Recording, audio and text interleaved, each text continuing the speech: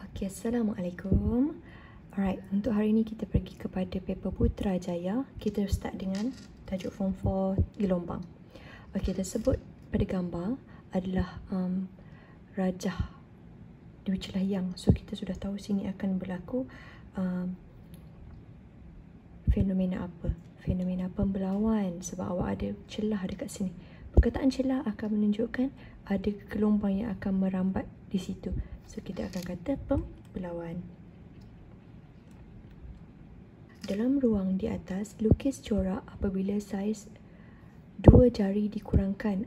So, celah tadi kita anggap sebagai A. So, kalau A itu semakin rendah, apa terjadi pada corak X? So, awak kena tengok balik pada formula lambda sama dengan AX per D, formula yang tadi. Okey, jadikan tulang ikan melihatkan A dan X sahaja. So, apabila A dan X duduk kat sini, tulang ikan, so jadikan sebelah kiri tu yang kita dah delete lambda sebagai pemalar nombor 1. Okay, tulang ikan ni tak boleh dilihat selagi dia duduk bersebelahan. Dia kena duduk kanan dan kiri. So, X is mesti dipindahkan ke sebelah sana. Barulah awak nampak dia satu tinggi, satu rendah. So, apabila A dikurangkan, dia akan menyebabkan X awak akan membesar. Okay, awak kena lukis patah ke atas. Alright, so dekat sini kalau saya nak draw, dia akan suruh awak lukis di sinilah ruang bawah. Apa terjadi? So, awak tengok So, dekat sini, awak kena jadikan gambar rajah X itu membesar. Rajah menunjukkan satu jisim bola 200, catat siap-siap, namun dekat sini awak hati-hati dia unit gram. Ketinggian height 15 meter, ni tak ada masalah, sudah SI unit. Okey, apa yang dimaksudkan gerakan jatuh bebas? Gerakan jatuh bebas awak kena bulatkan kata kunci. Perkataan ini bermaksud dia ada pengaruh daya. Daya W ialah daya graviti. So, akan tulis gerakan salin balik yang berada depan tu yang dipengaruhi atau yang disebabkan oleh daya graviti. Hitung magnitud laju apabila tiba di lantai. So, bila dia tiba di lantai bermakna dia after lah. Kalau saya kata velocity, ni initial, ini after. Dia tanya yang ni. Okay. Masukkan formula. This one. Okay. Saya salin balik. So, disebabkan berlaku jatuh bebas, A awak akan ditukarkan kepada C, 9.81. Okay, masukkan. So, nak dapatkan V, kuasa akan dipindahkan ke sana. Alright. So, apa yang berlaku dekat sini adalah U awak itu mesti sifar sebab dia nak ada hal laju akhir.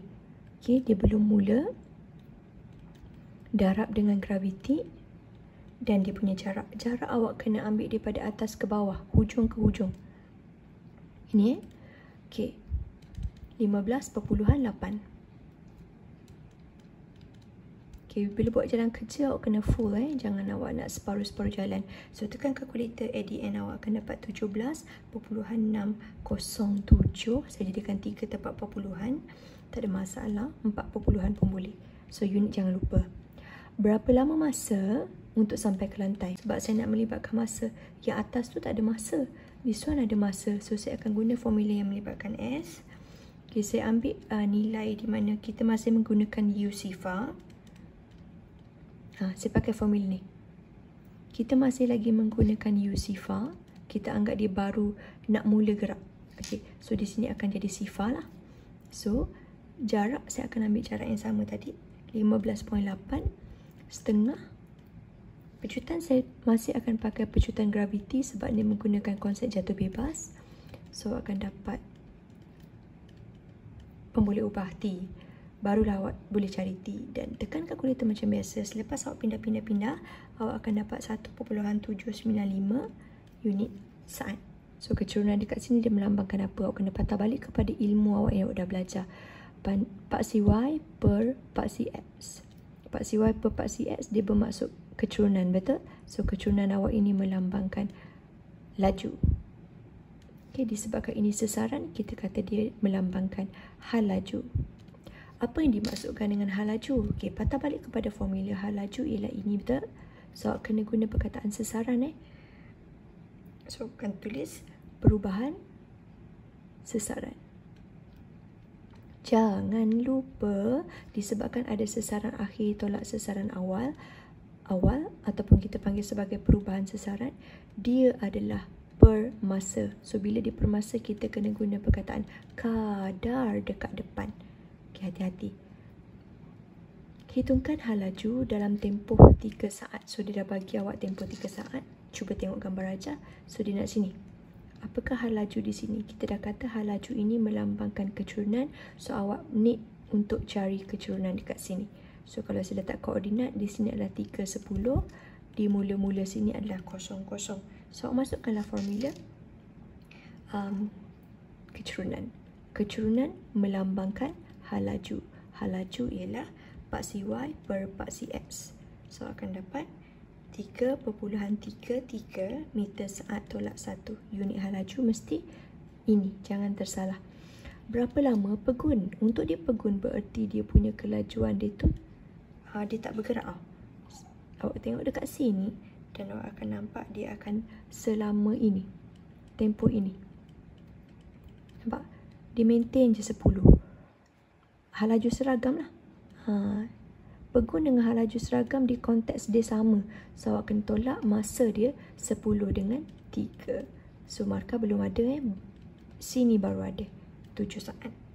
So nak dapatkan purata, awak kena tengok selama mula sampai akhir. So tengok gambar aja dari 0 sampai 15. So awak kena tengoklah perjalanan dia. Okey, yang pertama awak akan ambil jarak mula-mula, kemudian jarak yang kedua, kemudian jarak yang ketiga. Sebab dia ada 3 kali jarak tu kalau perasan dalam tempoh masa tadi 15 saat. Okay, tengok kali pertama dia menjalankan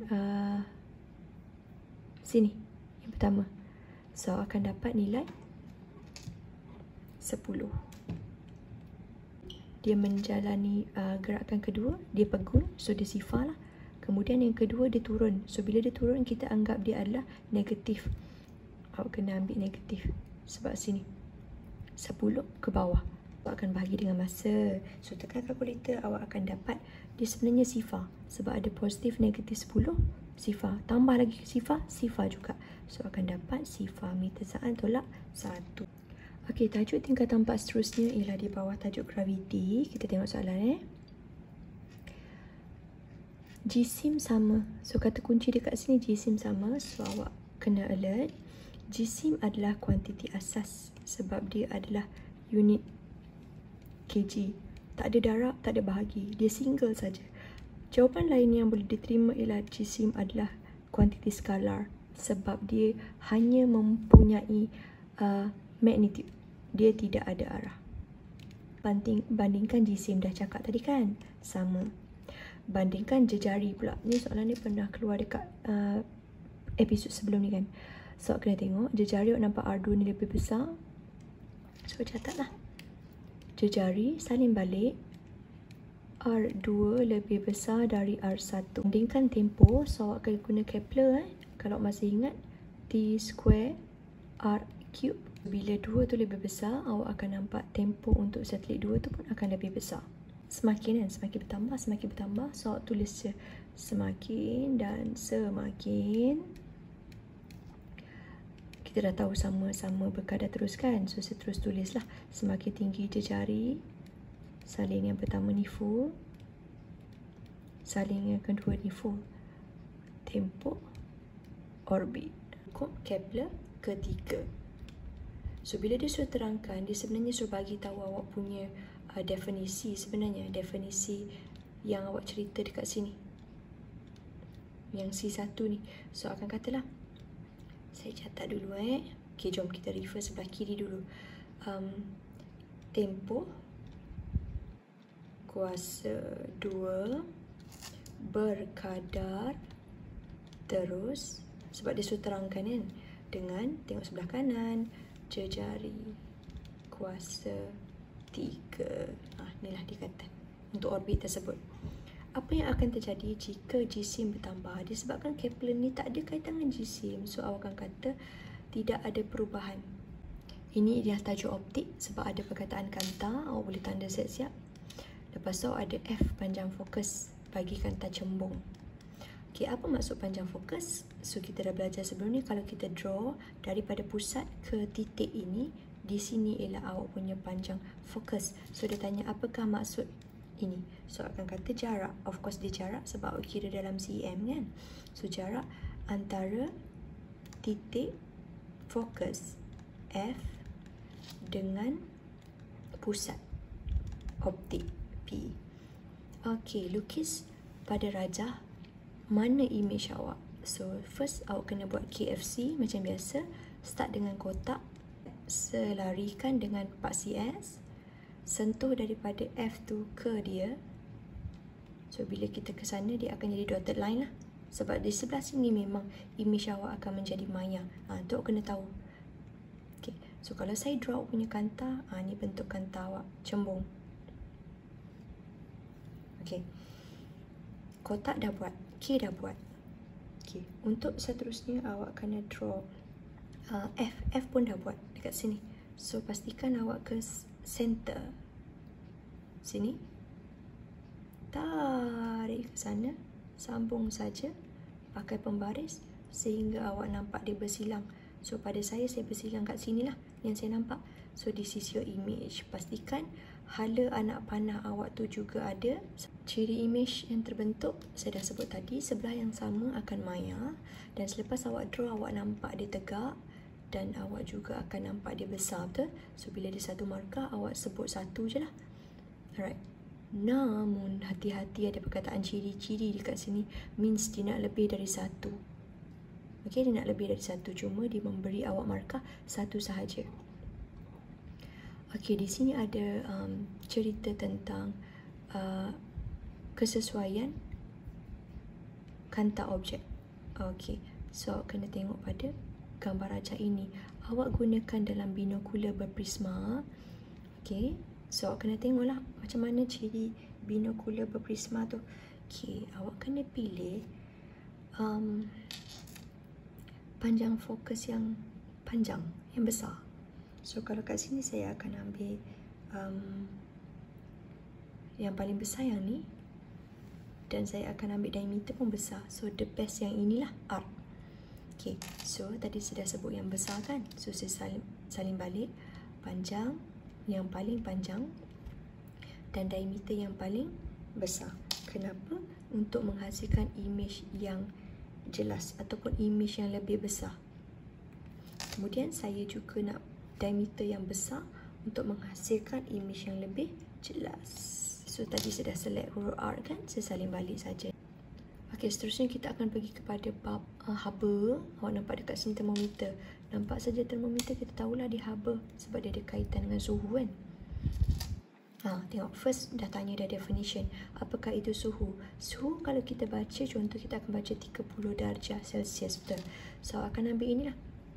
Suhu ialah darjah kepanasan. Simple je. Okay, next. Merujuk pada prinsip keseimbangan terma, dia nak tanya bagaimana suhu badan boleh diperiksa. Okay. 1, 2, 3, 4 markah. Dia berada dekat nombor 9, bermakna dia berada di section B. Tolong guna test pad. Okay, first awak akan kata pastikan termometer itu diletakkan. Dia mesti nak berlaku keseimbangan terma, dia mesti kontak antara item sebelah kanan dan sebelah kiri, mesti bersentuhan. So mesti dia diletakkan di mana? Kalau doktor check, doktor akan letak di celah ketiak katakan, ataupun mungkin dia akan letak di bawah lidah. Okay, saya ambil pilihan bawah lidah. So bila dia dah kontak, akan berlaku aliran tenaga haba. Perpindahan haba akan berlaku. So bila dia demam, biasanya daripada badan tu lebih besar lah, pergi ke termometer. Dari termometer kan ada perpindahan juga, tapi dia kecil sebab dia kuantiti dia lebih rendah. Okay, so akan kata dia akan mencapai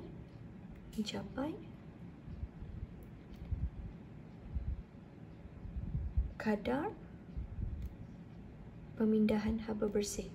Ni dia punya formula dah start dah. Pemindahan haba bersih. Apa nilai dia?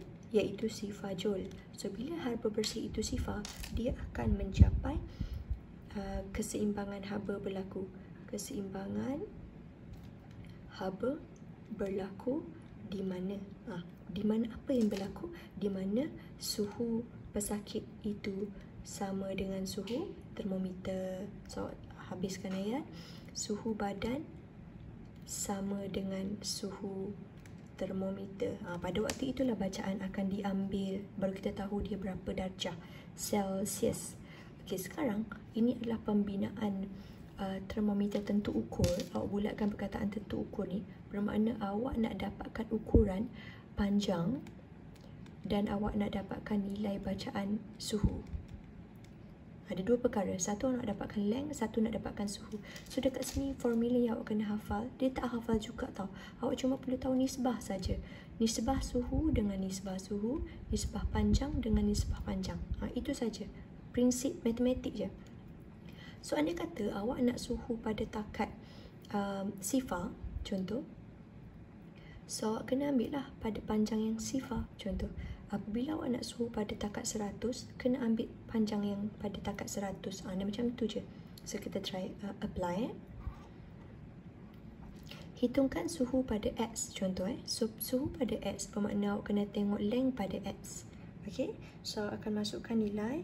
Katakanlah saya diberi nilai panjang untuk 100 darjah Celsius, berarti saya mesti dapatkan apa panjang pada suhu tersebut. Okay, sila tengok. Pada 100 darjah Celsius, saya ada nilai ini. 25. Tapi di hujungnya ada 5. Bermakna di sini ada 5. So di sini ada 25. So jarak dia bukan 25 Jarak dia awak kena tolak supaya awak dapat yang 20 yang kat tengah-tengah ni. Barulah awak dapat length untuk 100. Okay, saya terus masuk nilai. Hasil tolak dia 20 cm. At the end awak akan dapat length dia tu cm. Okay, since length dia tu berada di mana? Sila tengok. So length itu berada di sini. Length x tu ialah length theta. Dia berada di 12. So 12 ini kena tolak dengan 5 juga. Barulah awak dapat jarak di sini. Okay, so kalau saya tolakkan, saya masuk nilai. Ni formula saja. Okay, sekarang saya masuk nilai. 12 awak tolak dengan 5. So awak tekan kalkulator, awak akan dapat 7. So tekan kalkulator dah settle. Cari T pula. Adjustkan. Dan at the end awak akan dapat 35. Jangan lupa unit. So unit dia akan jadi darjah Celsius. Sekarang soalan tanya panjang pula. So berapakah panjang turis merkuri pada suhu 30? Berarti suhu dah ada 30. Bawah dengan bawah dia kena item yang sama. Mata pandang sini. So apabila dia adalah item pada 100 darjah Celsius, panjang dia kena ambil panjang yang 20. Okay, oleh sebab itu L30 ialah awak adjust dan awak akan dapat jawapan akhir untuk panjang dia adalah, awak akan dapat panjang akhir dia 11 cm. Tabung nasi mengekalkan suhu nasi yang panas. Okey, maknanya awak tak nak cepat sejuk lah. Okey, bahagian yang awak tak boleh ulang ialah bahagian masa yang panjang. Awak tak nak sebut lagi sekali. Jangan sebut lagi sekali this one dan jangan sebut membawa dengan mudah. So this one is awak punya pilihan. Jangan lupa tulis sebelah kiri ni 1, 2, 3, 4 di sini. Okey, pilihan awak ialah L. Okey, kenapa kita memerlukan takat lebur yang tinggi? Supaya dia tahan suhu tinggi. Dia tak mudah melebur. Okey. Kemudian kita nak muatan haba tentu tinggi supaya dia tak ada perubahan suhu yang besar.